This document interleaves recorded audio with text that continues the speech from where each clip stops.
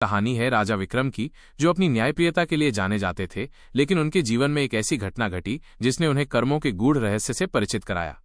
विक्रम एक महान योद्धा और प्रजावत्सल राजा थे। उनका राज्य धन धान्य से परिपूर्ण था और प्रजा सुखी थी। एक दिन उनके राज्य में एक भयानक सूखा पड़ा। नदियां सूख गईं, खेत बंजर हो गए और प्रजा भूख से तड़पने लगी। राजा ने अपनी प्रजा को बचाने के लिए हर संभव प्रयास किया। उन्होंने अपनी सारी संपत्ति दान कर दी, लेकिन स्थिति में कोई सुधार नहीं हुआ। इस संकट से व्यथित होकर राजा विक्रम ने अपने गुरु महर्षि विश्वामित्र से सलाह ली। महर्षि ने राजा को बताया, हे राजन, ये सूखा तुम्हारे ही पूर्व जन्मों के कर्मों का फल है। तुमने पिछले जन्म में एक वन को नष्ट करने का पाप किया था, जिसके कारण आज तुम्हारी प्रजा को ये कष्ट भोगना पड़ रहा है। राजा ये सुनकर हतप्रभ रह गए। उन्हें विश्वास नहीं हो रहा था कि उनके अच्छे कर्मों के बावजूद उन्हें यह दुख भोगना पड़ रहा है। महर्षि ने आगे कहा, कर्मों का फल केवल इस जन्म तक सीमित नहीं होता, बल्कि वो जन्म जन्मांतर तक हमारा पीछा करता है। तुम अपने पिछले जन्म के पापों का प्रायश्चित करो, तभी इस संकट का अंत होगा। राजा विक्रम ने महर्षि के आदेश का पालन किया। उन्होंने अपने पापों के प्रायश्चित के लिए कठोर तपस्या शुरू कर दी।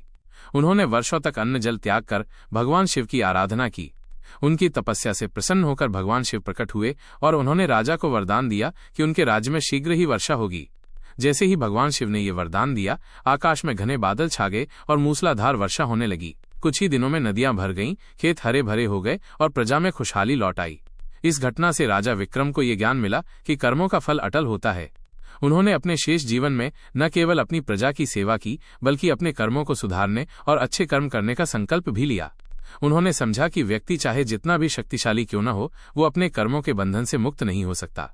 ये कहानी हमें सिखाती है कि हम जो भी कर्म करते हैं, चाहे वो छोटा हो या बड़ा, उसका फल हमें अवश्य मिलता है।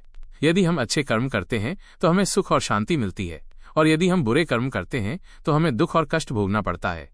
इसलिए हमें हमेशा अच्छे कर्म करने का प्रयास करना चाहिए, क्योंकि हमारे कर्म ही हमारे भविष्य का निर्माण करते हैं। ये कहानी हमें ये भी याद दिलाती है कि कभी कभी हमें उन कर्मों का फल भी भोगना पड़ता है जिनके बारे में हमें पता भी नहीं होता।